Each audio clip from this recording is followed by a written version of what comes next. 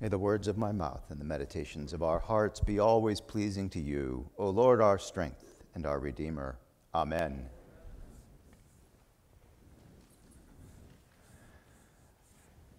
Today, I want to talk about where we find God. Where is God? And the gospel reading we heard today starts out with a designation of the geography of where it's taking place.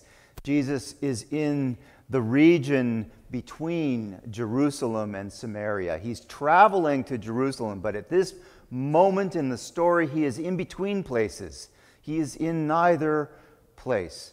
And what do we know about these two places that he is in between? He is in between Jerusalem and Samaria.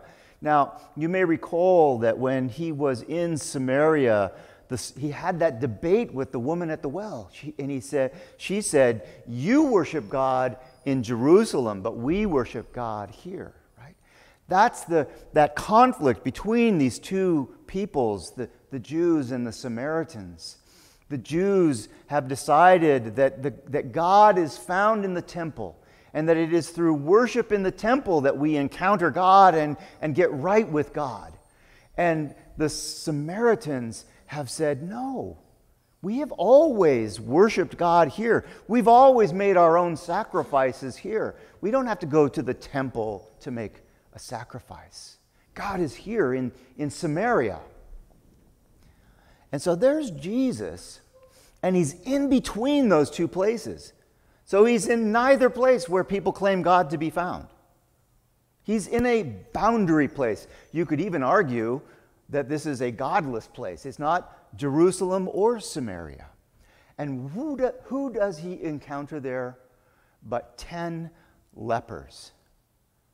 10 people who, because of their infirmity, have been shunned.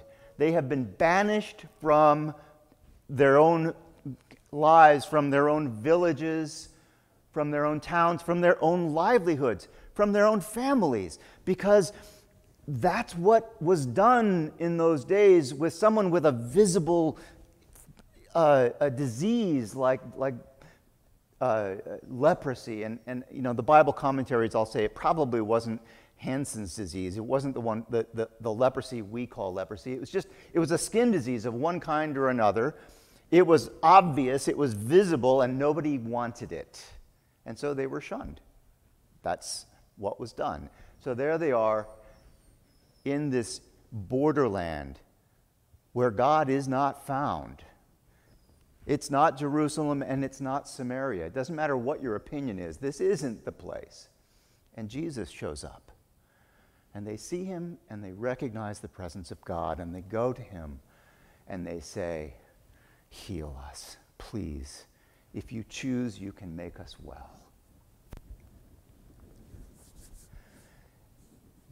On Wednesday, we had an event here. It was part of our Prayer Lab series. And Brother John, our Franciscan brother here, taught us about what are called thin places. And the idea of a thin place comes from Celtic spirituality. And Celtic spirituality is both pre-Christian and Christian. And so when Christianity came into the region of the Celts, they already had a deep belief in a deep relationship with the sacred. And they believed that there were places on the earth, there were geographical locations where if you went there, you were more likely to encounter the sacred, more likely to encounter God. And they called these places thin places, and they would worship there, and they would set up events there. I'm sure that, you know, things like Stonehenge, and, you know, these are examples of these geographical locations where people, generation after generation, have experienced the sacred, and so they identify them as thin places. So Jesus goes into the borderlands You couldn't get a thicker place if you tried, right? This is not a thin place. By thin, what they mean by thin place is that imagine that there's a veil between us and the sacred, that there's somehow a barrier of one kind or another between us and God. And in these places, that barrier is lifted, it is thinned, and you can encounter God anyway in this place. And so Jesus goes to this borderland between Jerusalem and Samaria, and he heals these men. They encounter Jesus face to face. They encounter God, and they are healed. They are transformed. Now, the transformation is wonderful. It's beautiful, and I'm sure that it made all the difference in the world in these 10 people's lives. But I think there's something also important about where it happened, because here he is in the borderlands. And so what Jesus is doing is he's showing us that God isn't contained in any one place. God isn't contained in any one set of rules or beliefs. God isn't contained in Leviticus and the definitions of all the ways, Numbers in Leviticus and all the ways that we are to worship at the temple, or the Jews are to worship at the temple.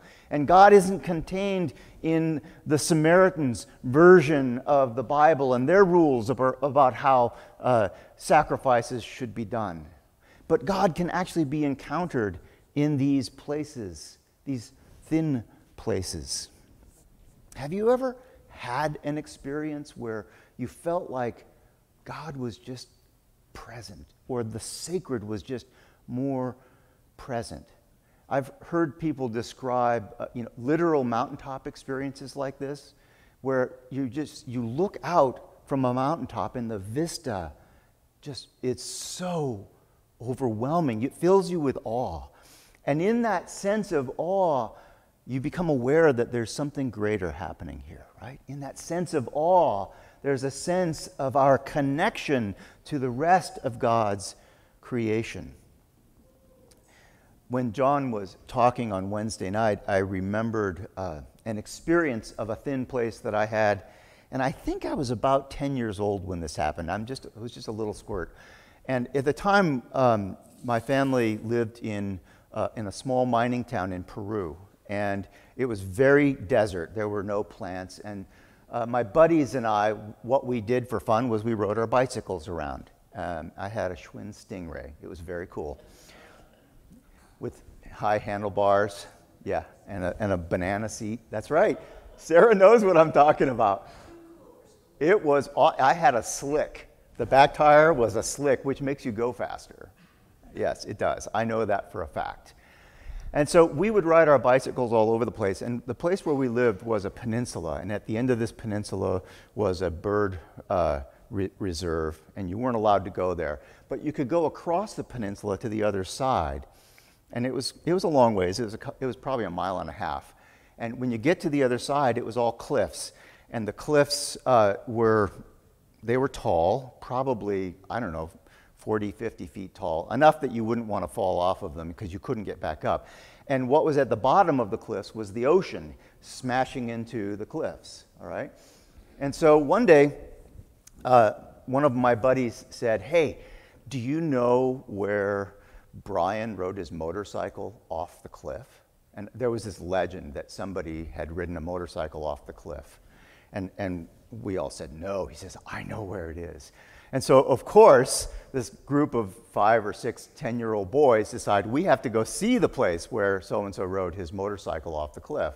So we rode our bikes over there, and we get to this spot, and you can hear the waves, but you can't see them because there are these mountains, not mountains, but little hillocks in between. So we wound our way around the base of this little mound, and we get to the other side, and there's a sloped ground of hard packed earth that ends at the cliff, and it's sloped. There's no lip or anything. It was really stupid to be there.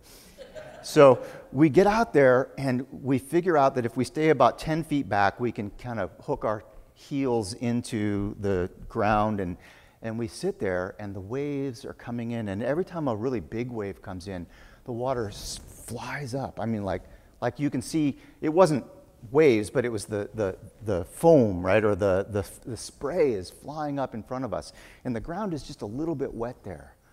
And it was terrifying, and we're all like holding on like this, like, yeah, I believe it. You'd definitely fall off a cliff if you rode a motorcycle here. Definitely. This must be it. Well, I was really impressed with this experience. It filled me with wonder, like that mountaintop experience. It filled me with fear, because you could fall off of that cliff. And for some reason, I felt drawn to this place. And so the next week, my friend James and I, we rode our bikes back over there, just the two of us, and we went out onto this thing, and we would just sit there and watch the waves hitting for a while. Very unlike a couple of 10-year-old boys. And we just watched the waves hitting. And then the week after that, I went back by myself. And I just sat there by myself for half an hour watching the waves hit. And I just felt like this was a very special place, like something special was happening here, and that it was important, that somehow being here was different than being somewhere else. And then I went back one more time after that. I don't think I went back a fifth time, but the fourth time that I went back, I got there and I put my bike down on the backside of the little hill, and I started walking around the hill, and there, right on the cliff where we would normally stand, were two enormous birds. They were Peruvian condors. The Peruvian condor is the largest wingspan bird in the world. It has a 9-foot wingspan at its full size. They're huge. And they stand really tall. I mean, it's a big bird. And as a 10-year-old, I mean, I thought it was looking me in the eye, right? But there were two of them, and they're both just standing there, and they weren't moving at all, and they're staring straight at me. And I stopped, and it was probably about as far as from me to kneel, right? About maybe, 20 feet? About that far. And I just stood there and I watched them. Wow. I thought, this is so cool. And I wondered how long I could watch them. And then, of course, I thought, I wonder if I can get closer.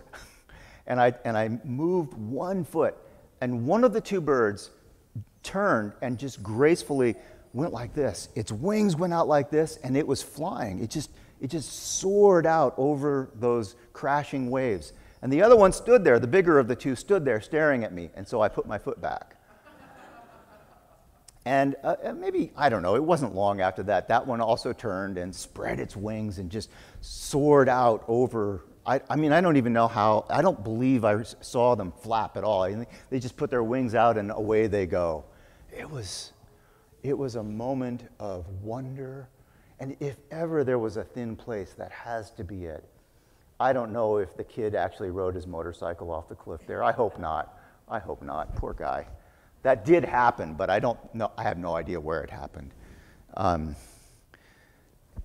so this place where this geographical location became a sacred place, or maybe it already was a sacred place, and the condors knew that, and we stumbled upon it, and we experienced it, and we were drawn back to it several times to go back and experience that sense of awe and wonder. And Jesus walks into this borderland, this place defined by us and them, defined by otherness, right? The border is where nobody belongs, and the only people that are there are the people who have been outlawed, the people who have been rejected, the people who have been shamed out of their villages because of their affliction. They are there for shame. They are there because they've been rejected. They are no longer welcome. And Jesus goes to that place and shows that there God is present. Wow, that is good news. Haven't you ever had that? We've all had that experience of just not feeling worthy, or just not feeling like we belong, or just not feeling like we fit in. And Jesus comes to us in that moment, in that place. I like to imagine Jesus at the borders of our country, where people who have been told that they are aliens, that they are illegal, are. I love those signs that say no human being is illegal. Because Jesus would come to those people just as he came to the lepers. And he would say, God bless you. And at the end of the story, there's that wonderful lesson about gratitude. And 10 are healed and 1 comes back. And he shows gratitude. And I think that gratitude helps us to acknowledge, to know that we've had that encounter with God. That when we respond to God, to the presence of God with gratitude, we're living into the truth that God is present. We're living into that thin place where God can encounter, where we can encounter God. Because truly God is present. God is present in us. God is present for us and through us for others.